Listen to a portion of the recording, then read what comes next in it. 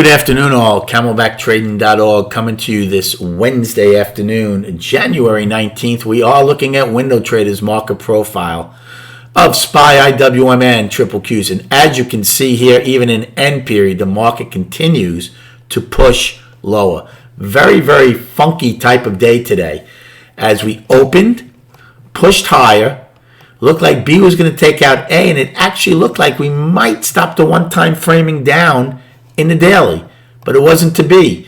As B rips down, we have single prints. C and D get good extension, but can't hold single prints. We take back the trend day in F, get an afternoon rally high in G, and then absolutely fall apart in the afternoon. We all go out with price probes again. Now, we all went out with price probes yesterday, and they failed, but there's a bit of a difference, especially in Russell today. Russell not only took out March's 10-month balance low, they now took out February's low also. Their next destination on the monthlies is 191. So that is definitely something to keep an eye on. For SPY and ES, we have one more weekly low to contend with, and then the monthly low of December is in sight.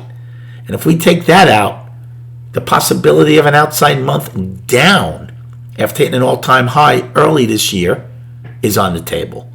And Triple Q's also looking pretty weak as their next real destination on the monthly is around the 350 level. So are there cracks starting to form? I can tell you what, these ranges are spectacular. $8 over an $8 range today. Our volume, once again, is going to be either the second or the highest of the month. Again, on the downward moves this month have been our highest volume. I had a good day today. I'm sorry my voice is gone again. I still, I traded a lot more than I did yesterday. Had a very good day. I took a short in A period against the afternoon rally high the first time today. 460s, which the first time it worked out as it backed off. And then when we pulled back, I took a long against the opening, which also worked out. My only loss was in B. When B came down, I took a long against the opening, thought we would hold it and go get A's high. Obviously, that wasn't the case. We took out A's low. I got out for a loss.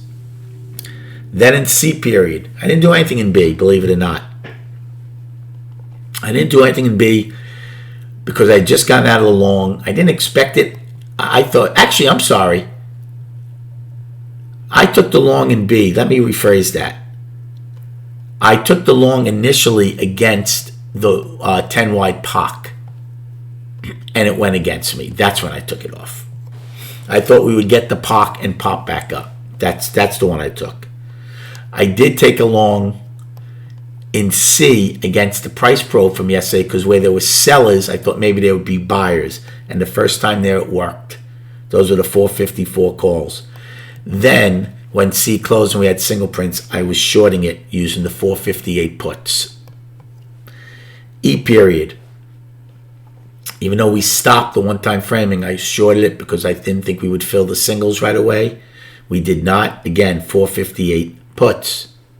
I took a short in G period, FNG actually, 460s, looking for the afternoon rally high.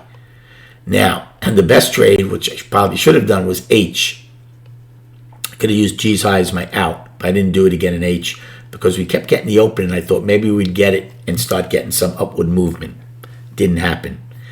And then in J, at the time, I said I'm going to look for value low to take a long. I started a small one there, but then it absolutely flushed.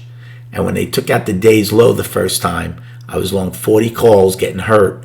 I bought 150 more, and it immediately rallied for me to get back what I was down on the 40, and obviously made very well on the 150 I bought and got out of all of them. And then I just watched because I was didn't have a good grasp on what they wanted to do. L takes out K's high, only to see it come in, and then M absolutely rip lower. As far as destinations, upside, we have a price probe, pretty big price spike from K's low, 454.25.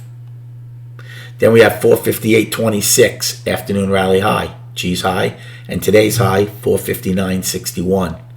For the downside, We have today's low, 451.46. Then we don't have anything to 451.14 weekly low.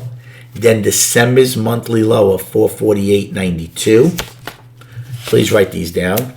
Below that, 448.27 daily low, filling a gap at 447.55, a 72-point gap from October 19th of 21. 447.36 price probe from the 18th of October, and 446.78 9 wide from October 18th. So let's go to the charts. Now, out of these three indices, as I was telling the room, right, monthly, weekly, daily, so 9 time frames for the three of them. The only time frame that isn't down is the monthly in SPY. And here it is. It's still balanced. So it would get very dicey if we take out December's low and get acceptance below it. Any acceptance below there, and then our next destination is 426 and change. So the monthly right now is balanced, but it's precarious. Weekly, firmly down. And if we take out that monthly low, here's your next destination, 426 and change. And the daily is clearly down. One time framing down 4 days. Here's the other weekly low, and then here's the monthly low.